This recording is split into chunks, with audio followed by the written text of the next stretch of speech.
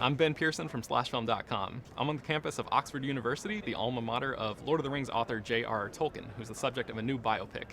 In just a minute, I'll have a chance to speak with the stars of the movie, Nicholas Hoult and Lily Collins. But first, let's take a quick tour of some of the filming locations and the places where the real Tolkien actually spent time when he was here.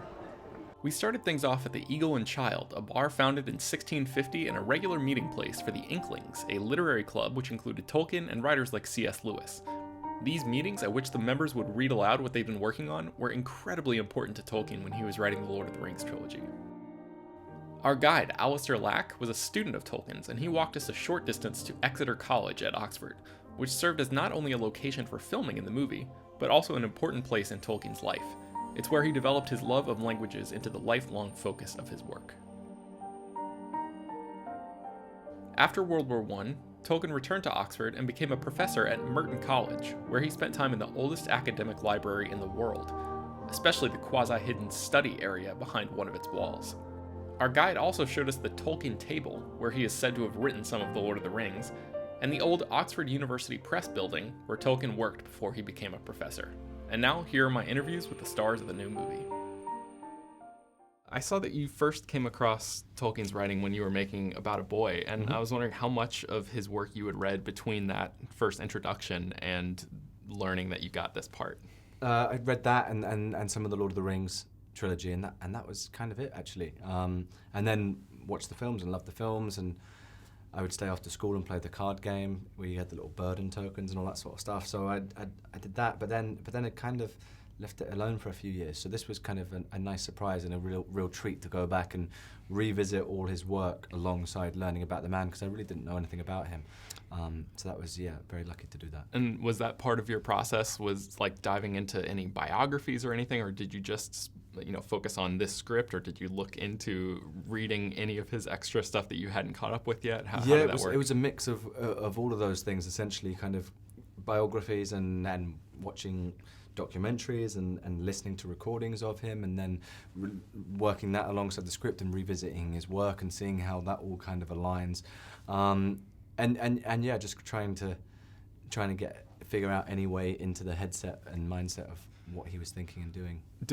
Was that able to like influence your performance in a notable way for you when you're on the set? Were you able to sort of like lock into some of that stuff, or was it more like it was right there on the page and it was just sort of extra, for the vibe, for the atmosphere?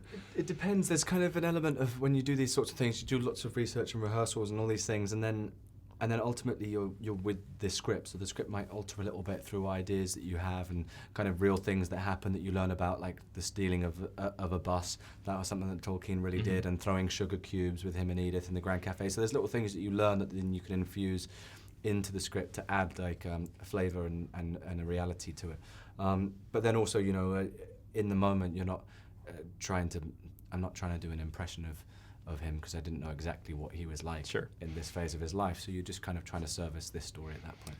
Did the intensity of the fandom give you any pause at all? Did that, I guess, make you concentrate extra hard on trying to get the details right? I mean, you're talking a little bit about how he was sort of unknowable, and probably is to a lot of people who never actually met him. But there's people who are hugely passionate about him. There's people that can speak the languages he created fluently and things like that. So yeah, of course, that's something you take on board. And I mean, just as a fan myself, you want to do him justice. But then obviously there's an added element of pressure, but you can't let that kind of overwhelm you. You have to still kind of turn up and do your job every day. Yeah.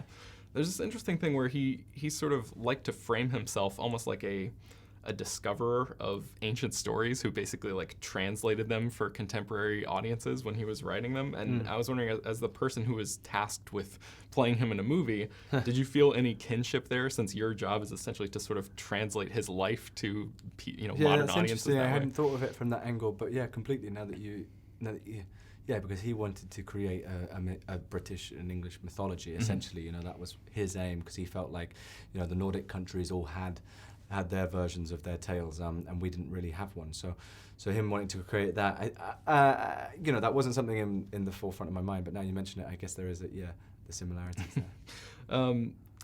Did you practice drawing or do any sort of calligraphy or anything like that? Yeah. I would kind of recreate in watercolor his drawings, because that was something that I didn't really know either. I see the illustrations on the front of the books that I'd read, but I hadn't in my head linked up that those were his maps and his drawings and all these sorts of things. So we were filming X-Men just before this, and I would sit on the set of X-Men in between like shooting action sequences and kind of copy his paintings. And that's something that, again, like you don't see me painting in this movie, but it's just a nice kind of little thing to have in the back of your mind that you did. So many of the women in Tolkien's writings and the movie adaptations of his work are these sort of mystical, almost like goddess-like figures, and I was just wondering if you found it satisfying to ground things a little bit and play, put a relatable human face on a character like this. Yeah, definitely. She is, inspires the elven characters, and there is something very magical about her, but also she was incredibly poised and matter of fact. There was definitely a cheekiness to her, but at the same time, very practical. And I think it speaks volumes to Tolkien's imagination and his love of her to have seen the magic and the fantasy and goddess-like creature in someone so grounded and someone so poised, because she wouldn't be necessarily the obvious choice for most people to imagine elven characters, Right. But I think because she allowed herself to let go within his presence, he really brought that side out of her, which I think was a beautiful part of their relationship. Tell me about your process a little bit. Did you dive into everything you could read about Edith? How did that work for you? I did, and there's very little. Oh. There's some photographs of her. So there's one in particular of her alone, kind of a portrait, where there's this cheekiness behind her eyes that you're like, oh, she was in on something. She had a spark about her. And then there's some with the two of them, which is also they're so funny because you can tell they're just this old couple in love. And there's this spark that never left and a very childlike quality to their love that really spoke volumes to me in terms of how to portray their relationship. And then I read as much as I could, but also I did research on women of the time and what that would have meant, whether it was things they wore, how they carried themselves, their hair, but also their social standing and understanding more broadly in order to kind of distill it into one person that's all I could really try to do. Yeah. There's this really great scene that you have where Edith sort of opens Tolkien's eyes to the harsh realities of her life. She explains how she doesn't have a creative outlet and she doesn't have this group of colleagues to speak with about her passions that he does. Yeah. Did that scene always look that way on the page, and how important was that moment for you? Yeah, it was really important because he's just exposed her to his friends, and for the first time she's surrounding herself with people that are like-minded, that have the same creative passions, that can actually connect with her on a level that she's not been able to before. And he takes her out of that situation because he feels threatened by what he sees as potential relationships, not romantic necessarily, maybe, but also just the fact that someone else is sparking her interest. Right. And so she doesn't understand that, and so she just reverts to, are you ashamed of me? Because I think she's probably felt that she's an orphan, and her benefactor has forced her into piano and has said these are your only options as a woman of your time. And it's really sad to hear her finally just say, look, this is my life, and this is my only opportunity to talk to people that have creative outlets that I want to pursue, but I can't. And it's because I'm a woman and I'm in this situation. And it was so frustrating for me to play someone that wanted so much more for herself but couldn't have it. And I gained such a respect for her because she did keep it together and she was so poised, but there was so much bubbling in there. Yeah. And I think that's part of the reason why she loved Tolkien so much and was so attracted to him, because he offered her a sense of escapism through his stories where she could just let go and just feel all those things she wished that she could actually do, but through his stories she could. So that wasn't necessarily a cathartic moment for you. It was more frustrating because No, it was cathartic. It was cathartic to finally just vent, to vent to him, and to so much of that scene is cutting with the two of them, even in just looks. Like they had a relationship where they didn't need to necessarily say everything to say everything. And they didn't need words necessarily. So I thought in that moment, yes, it was a relief to kind of finally just vent all of that, but also it's the knowing glances between them where it's almost more heartbreaking. How's it going, guys? Good. How you doing? I got sort of a bit of a Dead Poets Society vibe watching your camaraderie Very form good, in this yeah. movie. Yeah. Did you guys and the rest of the cast, did you watch any movies as a group before you started filming? Not as a group.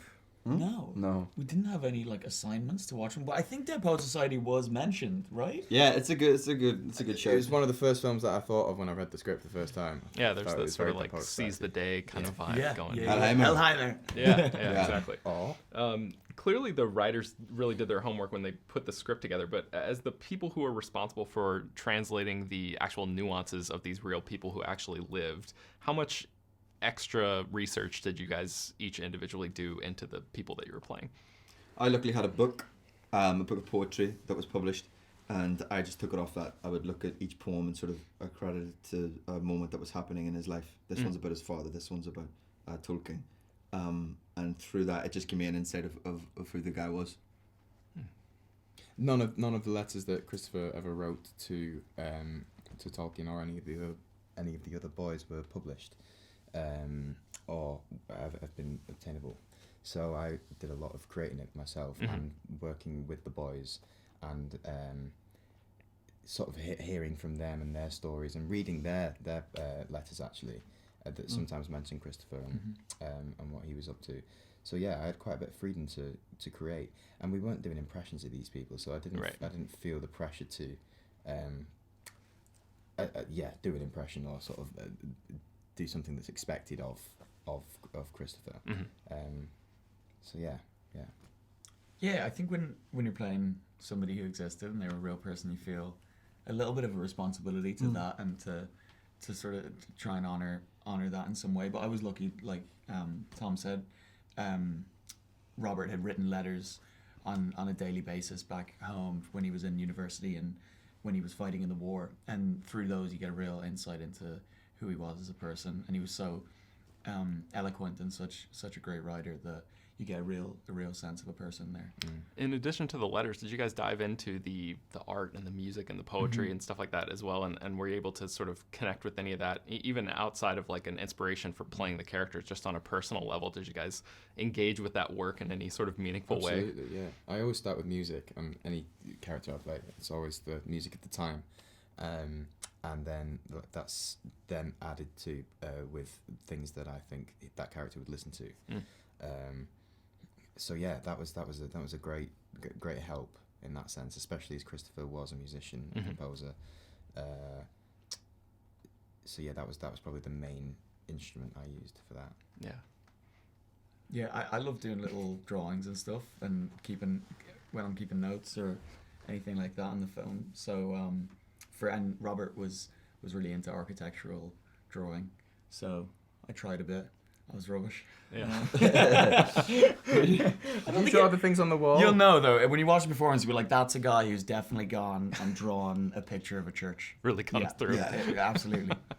What about the poetry? Was there any particular line or anything that stuck out to you? Yeah, there's actually a letter which Jeffrey had written. I don't know if it's a spoiler or not, but he gets hit with shrapnel, and the last act on Earth that he does is writes a letter to Tolkien, and it's one of the most beautiful letters of just a dedication of love. My dear John Ronald, if I'm scuppered here tonight, it is my chief constellation that there's one of the TCBS to carry on what I dreamed and what we all agreed upon, that the death of one of its members cannot put an end to the immortal four. Blah blah blah. May God bless you, my dear John Ronald, and may you say the things I've tried to say long after I am not there to say them. And I remember reading that and going, if that's your last act on Earth, to dedicate such a beautiful beautiful thing to someone, Wow. I really took inspiration of that and going, that how much the relationship between him and Tolkien must have meant.